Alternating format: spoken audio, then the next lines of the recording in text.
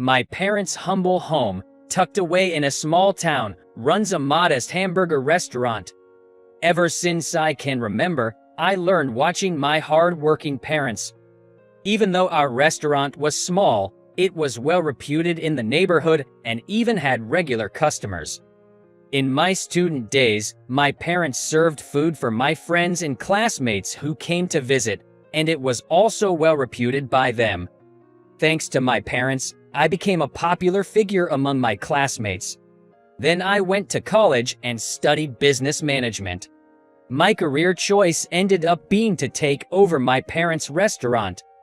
This decision was driven by my desire to help my parents and my sincere love for the food that our restaurant served, which was beloved by everyone. Using what I learned in college, I helped run my parents' restaurant in hopes of making things easier for my parents. About 10 years after taking over the family business, an opportunity came for a reunion with my old friends. On the day of the reunion, I decided to leave the restaurant to my parents and participate in it. Hey Tom, it's been a while. Kyle, how have you been? You're the organizer today, aren't you? Thanks a lot. Kyle, who I was particularly close to, took the initiative to organize the reunion. Thanks to him, I was able to reunite with old faces, and there were many stories to catch up on. Though my friends were getting older, they still had old familiar look. At that moment, whoa, sorry I'm late. A woman in flashy clothes came in late. I was wondering who she was when Kyle called out her name in surprise. Hey Rachel, over here. Rachel. Reach back into my memories with that name. I recalled a girl with the same name who was the class president with black hair. Wait, Rachel, that class president Rachel. The change in her was so drastic that I couldn't help but ask Kyle. As soon as she sat down, she started complaining about the restaurant. Couldn't you have booked a bigger place for this reunion? Kyle apologized while scratching his head in embarrassment. My old impression of Rachel was of a slightly clumsy but justice-minded, sincere, and kind girl, fitting for a class president. I had never imagined she could be so high-handed. There's not even decent alcohol here. If I knew it would be like this, I should have chosen the place. Honestly, I wasn't pleased with her attitude.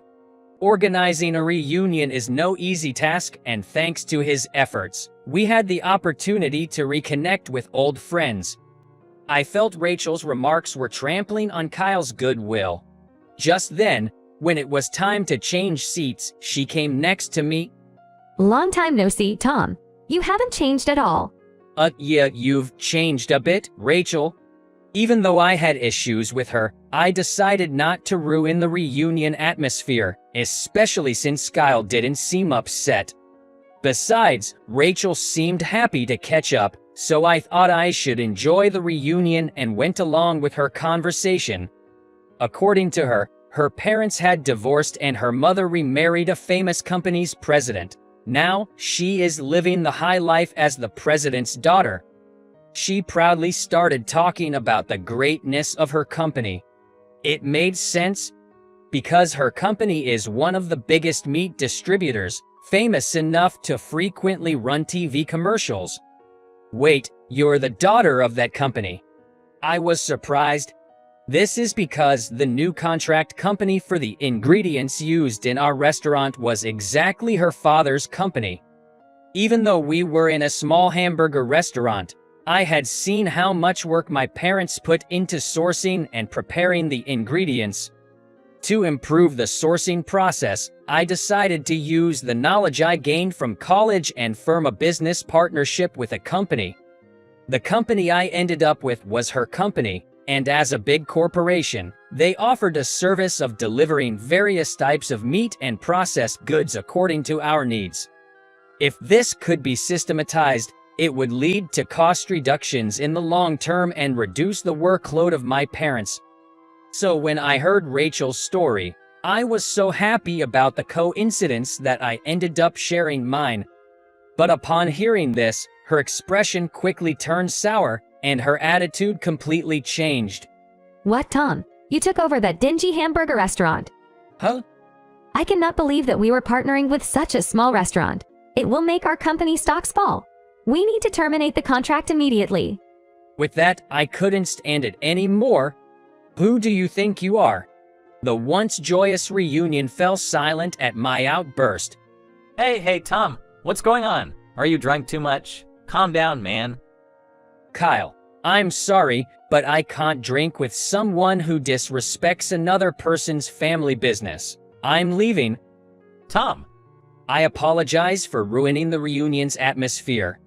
And so, I left the venue without a glance at Rachel. Although it was supposed to be a joyful reunion, I ended up feeling quite sour. And the next day, the incident happened. A sales rep from Rachel's company came to my house. They mentioned that the current contract situation was tough and that they wished to take it back to the drawing board. I may have gone too far, but did she have to go this far? I think she mehays private and public matters too much. I couldn't hide my shock and the anger that was accompanying it. Maybe because they couldn't ignore my dejection, they introduced another company as an alternative. Normally, they wouldn't make referrals to other businesses. The situation must have been quite pitiful. The company that was introduced was a foreign meat wholesaler, smaller in scale than Rachel's company, but well known in the industry. When I contacted this company, they already knew about the situation and we were able to make a contract easily. Anyway, the original aim was to reduce my parents' prep work and improve efficiency was achieved. After a while, when I was helping out at the family business, some shocking news came on the small TV in the shop. It was news about the meat scandal at Rachel's company. Misrepresenting the producing area is quite common in this industry, but the fact that a big, well-known company was involved was shocking to consumers. This time, they were not only falsely marketing domestic products, but they were also selling diseased animals. It wouldn't be an exaggeration to say the company's reputation has fallen. Moreover, the incident had an effect on the restaurants that sold the company's meat. I felt genuinely relieved that I had terminated the contract with her company. One day, Kyle visited our hamburger restaurant. He said that it was because he had stopped by for work, but he might have come to check on us after the trouble at the reunion. He enjoyed our hamburger, and he complimented my parents, saying it was as delicious as always. After the restaurant was over, Kyle and I had some drinks. The topic naturally turned to Rachel's company. I remembered Rachel's arrogant behavior. Maybe it was the alcohol, but I was rather foul-mouthed. It's karma serves her right. Then Kyle looked at me with a serious expression and said, You didn't know, did you? Rachel was the one who blew the whistle. Because of that, she and her mom were kicked out of the house by the president. Apparently, Rachel is living in a small apartment and scraping by. I was shocked. Of course, if I said I didn't want someone who caused me misfortune to suffer, it would be a lie. But hearing that a classmate was struggling, I didn't know where to direct my anger. I didn't realize it that day, but I felt something was wrong. Rachel reported the wrongdoing, meaning she knew about the corruption within the company. But at the reunion, she boasted about her company and acted arrogantly. I just couldn't believe it was the same person who blew the whistle. One day, while still carrying that discomfort, the foreign sales rep I contracted visited me. We chatted, and of course, the conversation turned to that news. But did Rachel know that her company was committing fraud? The sales rep asked. I didn't understand what he meant and asked him to clarify. Because it was none other than her who introduced your hamburger restaurant to us, right? I was very upset. What does that mean? She has mocked my restaurant again and again, and even said that if we signed a contract, her company's stock would fall. But behind the scenes, she was recommending businesses to sign contracts for me. I could not make heads or tails of her actions. The feeling of discomfort turned into doubts in me. Driven by an unshakable curiosity about her true intentions, I decided to meet with her with Kyle's help. When I arrived at the location Kyle had examined, I found Rachel in a very different look than when I met her at the reunion. She seemed awkward. No wonder. This was our first meeting since we practically parted ways in a fight last time. I felt awkward too. Anyway, I apologized for my previous rudeness, and we moved to a place where we could talk privately. Then, Rachel revealed the truth to me. When I heard that your restaurant, Tom, had signed a contract with my company, I was really upset. She said that she had already noticed corruption within the company at the time of the reunion. Moreover, the restaurant that signed the contract might suffer immense damage from rumors even if they are a victim, if it was found to provide such ingredients, especially for a small hamburger restaurant. She thought, I can't let an old friend's restaurant take such a risk. Thinking so, Rachel became the villain herself and acted the way she did to leave no lingering attachment to her company's contract. She said she introduced a smaller but clean and safe meat company. That was the truth. Even though I didn't mean it, I'm really sorry that I made a condescending remark about your restaurant, Tom. She acted as the villain herself and protected my restaurant. Upon understanding her feelings, I no longer had any resentment towards her. Although I now know the truth, new questions arose. Why would you go to such lengths for me? When I asked this, Rachel began to speak, a little embarrassed but seemingly resigned. Remember, I used to be a class president back in the day. I was always advocating the right thing and was disliked by my classmates. At one point, I became afraid of being disliked and couldn't even say what I thought was right. But as a class president, I had to set an example, right? But I was disliked by everyone in the class, and no one would listen to me. Then, Tom, you said. Here, she looked straight into my eyes. Isn't she right? Isn't it more wrong for everyone to ignore her? I'm ashamed, but I had no recollection of it.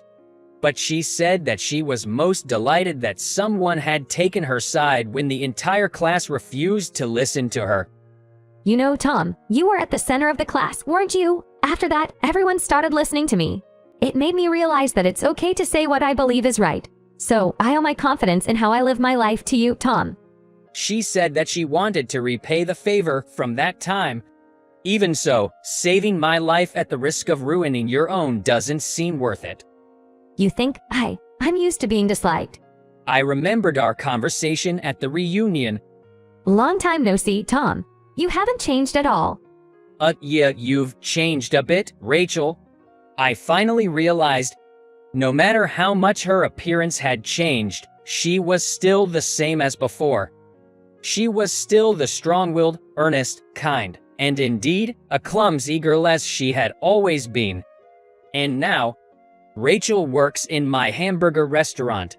With her knowledge, my restaurant is thriving, expanding into online business as well.